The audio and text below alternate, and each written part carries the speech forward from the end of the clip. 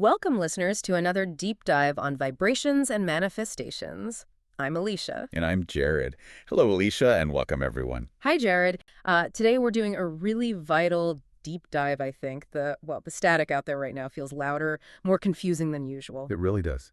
And our whole theme today is wrestling with that essential question. How do you find your personal truth and honestly keep your sanity when voices you might have trusted, external voices, are being silenced? Seemingly on a pretty big scale. Yeah, it feels like more than just, the usual news cycle churn. We've watched hosts, people like Stephen Colbert, Jimmy Kimmel. Yeah. They offered this kind of satire, right, that cut through the noise, felt like a necessary truth sometimes. And suddenly those voices are just disappearing or being sidelined. Right. We saw Jimmy Kimmel's show after 22 years suspended, and it happened right after he criticized Republicans about the Charlie Kirk situation. And that suspension, it came from Disney-owned ABC, sure, but the reporting suggests the pressure really came from these huge media giants like Nexstar and Sinclair. And the timing is, well, it's hard to ignore, isn't it? Yeah. Both are apparently trying to get these massive multi-billion-dollar deals cleared by the FCC acquisitions. So huge corporate interests needing, let's say, political goodwill. Exactly. And some analysts are actually putting a name on this pattern. They're calling it the Court of King Trump. It describes this strategic move where big media conglomerates seem to bow to political power, maybe to smooth the way for commercial deals, for deregulation. We saw something similar earlier this year, didn't we? With Stephen Colbert's Late Show being canceled. That happened after Paramount faced political and legal pressure just before their big merger with Skydance Media got FCC approval. Where the pattern seems to be, corporate business needs potentially overriding free expression, or at least raising questions about it. So this really isn't just about who's on TV late at night. You need to understand that. Not at all. This is a fundamental threat to, well, the integrity of the information we all get.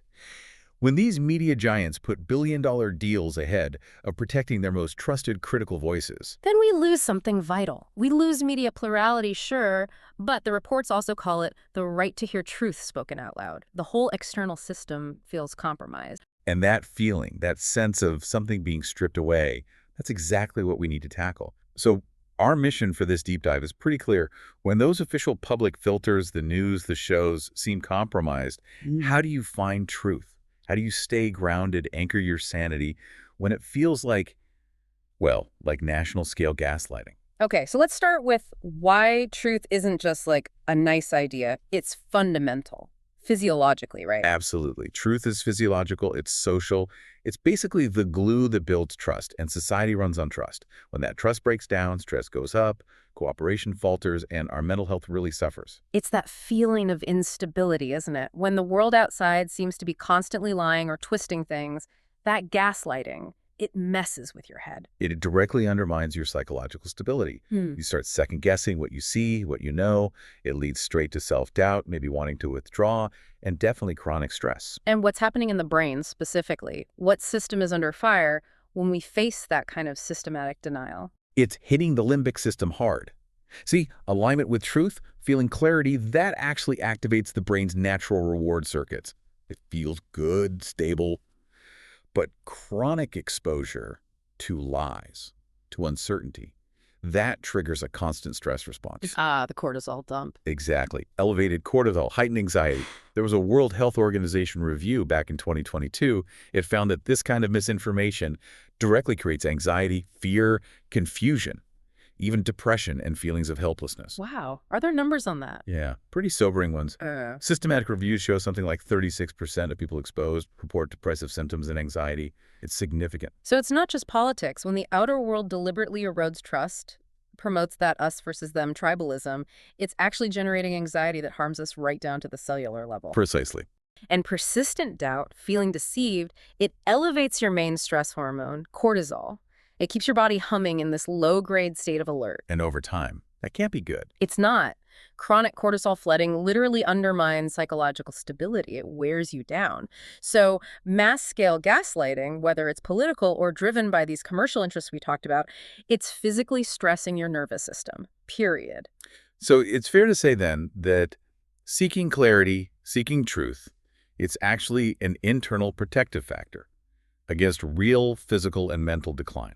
Absolutely. Truth is like the essential glue holding society together, but also holding you together. When misinformation floods the zone, it obviously erodes social trust, increases polarization, all that. Yeah, we see that everywhere. But neurocognitive studies also show something deeper. It actually impairs your brain's sophisticated ability to sort information, to process what's true and what's false, especially when you're overloaded with information anyway. So when the trusted external sources of clarity, like a Kimmel or a Colbert, are deliberately silenced. We become much less able to ground ourselves, to find our own footing in reality. It weakens our internal filters, too. Okay, so if the main broadcast channels, the big networks, are proving vulnerable, easily manipulated by politics and money, Mhm. where do we turn? Is there an uncensored channel? A feedback loop that can't be canceled or pressured? Well, the sources we looked at suggest there is, and it's something internal, something that can't be fined or suspended. It's synchronicity. Synchronicity, Carl Jung's idea. Okay. It's positioned as this natural internal mechanism, something that can kick in when those external structures of truth seem to be failing us. Define it for us again, quickly. Jung didn't see it as just luck or random chance. He called it meaningful coincidence. It's in a causal connecting principle, meaning it links your internal state, your thoughts, feelings, intentions, with events happening out there in the external world. It's like reality, kind of. Validating your inner work. In a way, yes, that's a good way to put it. That link between something inside your head, a thought or feeling, and something totally separate happening out in the world. Exactly. Those moments that just feel charged, significant. Like the universe is giving you a little wink, confirming you're on the right track or noticing something important. But how does that work? Is it just wishful thinking, or is there something going on neurologically? Oh, there's definitely something fascinating happening in the brain. We should talk about the Reticular Activating System, the RAS. RAS. Okay. Think of it like the brainstem's gatekeeper. It's pretty amazing. Every second, your senses are bombarded with something like 11 million bits of information. Way too much to process consciously. Right, sensory overload. Yeah. The RAS filters all that down to maybe the 40 bits or so that you actually become aware of. It decides what gets through the gate based on what's relevant to you right now. Okay, so if the external sources, like the media we were talking about, are feeding us unreliable patterns, confusing signals. Then they're basically messing with the input to your filter. But the RAS filters based on relevance and intention.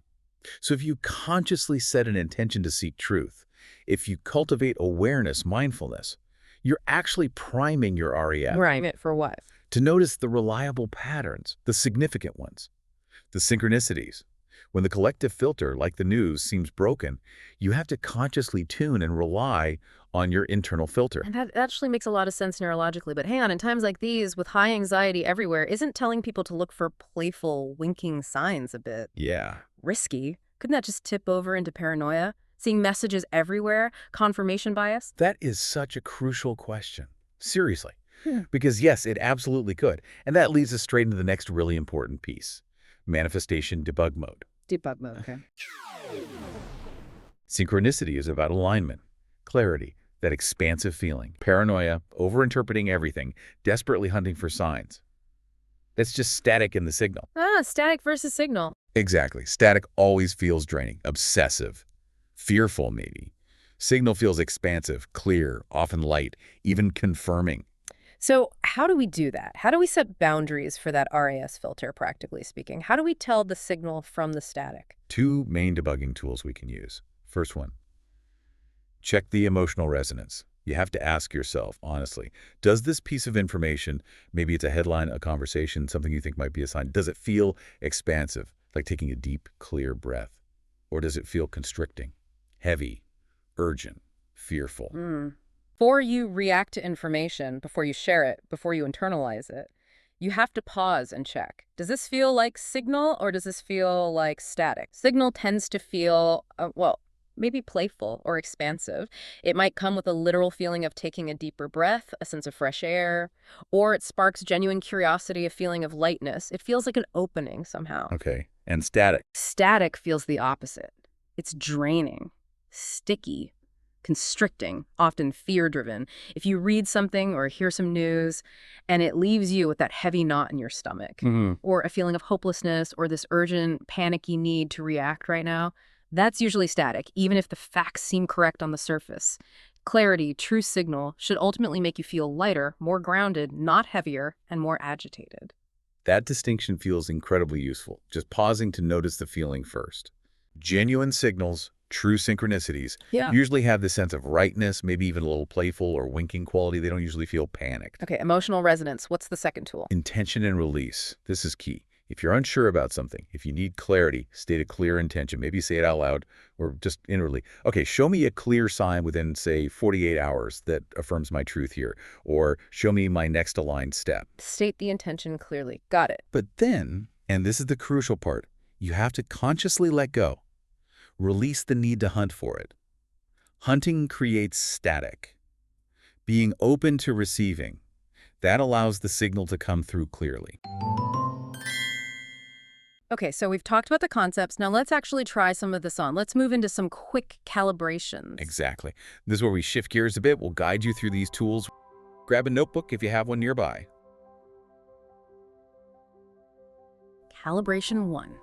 Sign setting. First, just think of one question you have right now where you feel a bit confused. Could be personal, could be about the bigger picture stuff we discussed. Just gently bring it to mind. And if you have that notebook, maybe write it down. What is my most aligned next step regarding blank? Just fill in the blank for yourself. Okay, now choose two signs. Make them very specific, maybe a little unusual, things you don't see every single day. One sign will mean yes, move forward, or aligned. The other sign will mean pause, wait, or not aligned yet. They need to be rare enough that you wouldn't just stumble across them normally. Okay, give me an example. Well, say you live nowhere near the coast.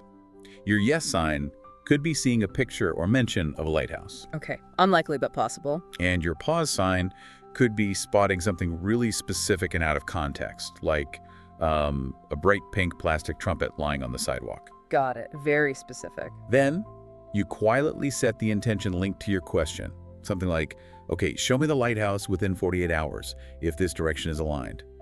Show me the pink trumpet if I need to pause or reconsider. So you're externalizing the search for clarity. You're setting up these objective, kind of unexpected data points. Exactly. It takes some of the pressure off your own interpretation.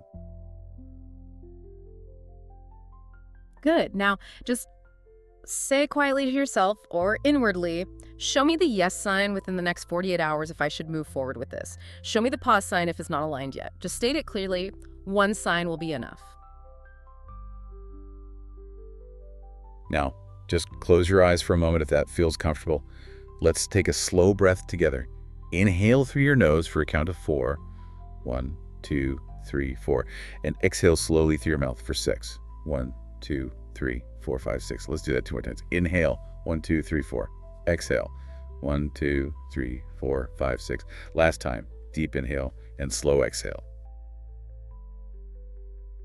Good. Now just imagine placing that question maybe on a little paper boat and just watch it float away down a calm stream. Just let it go. Pause for 5 seconds. Remember, if both signs show up, just wait. If neither appears, maybe no decision is needed right now. Let the signal come to you. Okay, calibration 2. Resonance journaling. We're simplifying this tool right now. When you encounter a piece of news, an idea, a conversation today or tomorrow, quickly track 3 things. First, the input. What was it? Who said it? Second, the felt sense. In your body, did it feel light, heavy, expansive, constricting, curious? Just notice the feeling. Third, action. What does that feeling make you want to do? Let's try it really quick. Think of one headline or conversation from the last day. Okay, quickly jot down the input. Now, tune into your body. What was the felt sense? Heavy, light, tight, open. And based on that feeling, what's one tiny action you could take? Maybe unfollow the source if it felt heavy, maybe share it or look deeper if it felt light and clear. Just take a moment, pause for 10 seconds. This helps you connect information to your inner response. All right, calibration 3. Body cues. Your body knows truth. Let's do a quick baseline. Say softly to yourself, my name is, say your actual name. Now notice the feeling in your body. Is there a subtle sense of ease, expansion, openness? That's your yes baseline. Okay, now say softly, my name is, say any false name, like Mickey Mouse. What happens now? Notice the feeling. Is there maybe a slight tension, a subtle closing off? A feeling of offness. That's your no baseline. It might be subtle, but it's there. Now bring that piece of news or that journal input back to mind again. Just hold it gently in your awareness. Scan your body from your toes up to your head. Are you feeling expansion, more space, softer breath? That signals alignment. Or are you feeling contraction, tightness, tension anywhere? That signals distortion or static. If you feel any contraction, let's regulate right now. Just take a breath with us. Inhale for 4. 1, 2, 3, 4. Exhale for 6. 1, 2, 3, 4, 5. Do that maybe 2 more times on your own if you need it. Pause for 5 seconds. Remember, expansion, alignment. Contraction, distortion, your body tells the truth. Calibration 4. Collective intention. When things feel chaotic and isolating, connecting intentionally is powerful. So let's set a shared sign as a community listening right now. Let's choose the sign of an open door. Just hold that image, an open door. Now set this intention inwardly.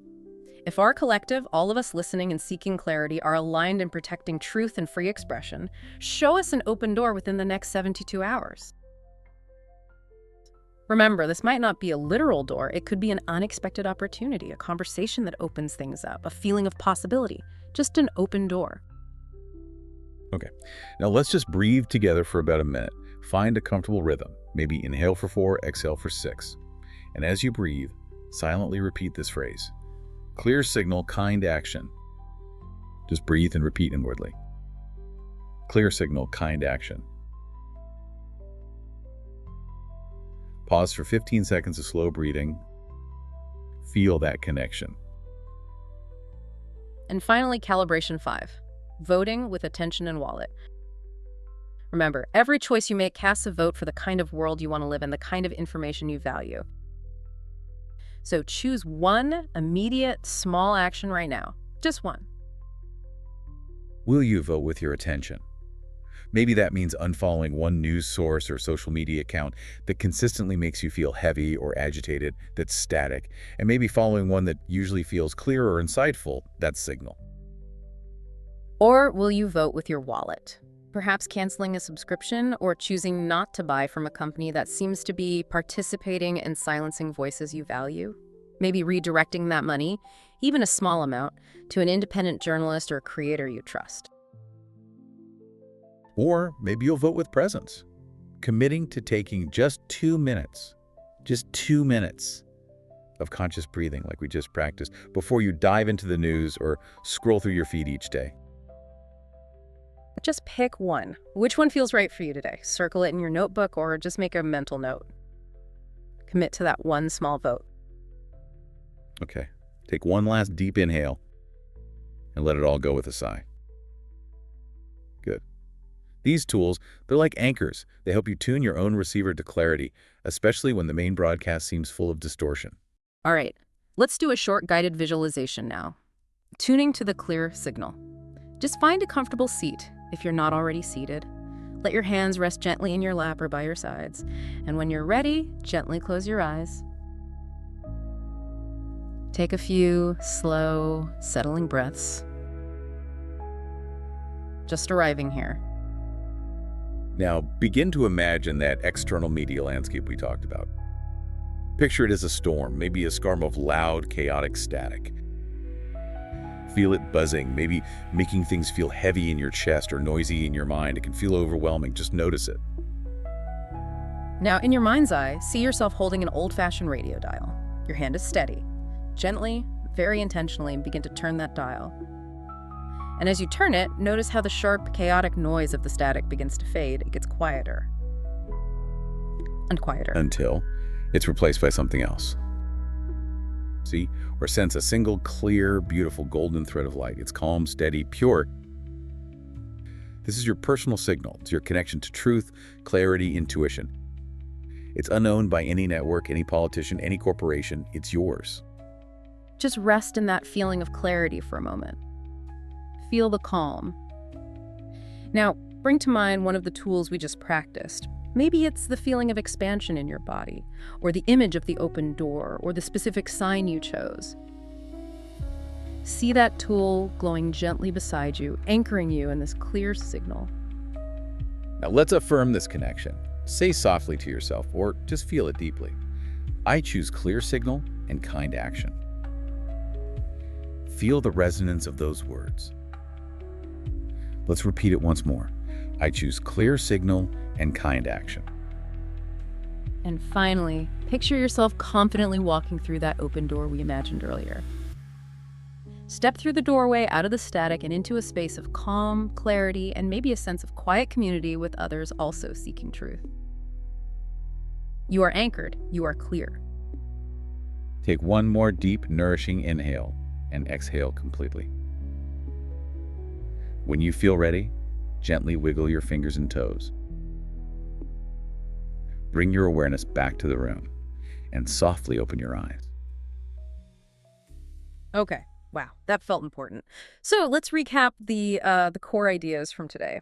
We talked about how when trusted public voices, people like Kimmel, Colbert, seem to get silenced, especially when it looks tied to corporate deals and political pressure. That whole court of King Trump dynamic, some analysts describe it, really shakes our foundation of trust in truth. Yeah, and we established that truth isn't just abstract. It's a biological necessity for our mental health.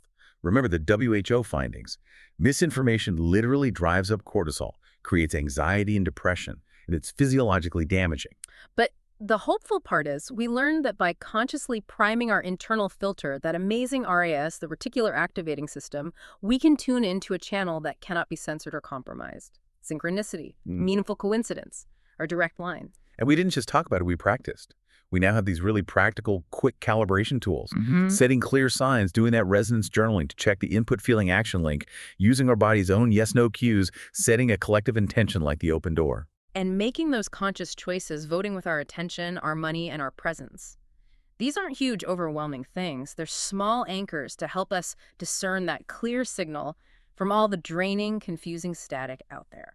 So here's the invitation for this week. Just choose one. Pick one tool we practiced today, just one, and really put it into action. See what happens.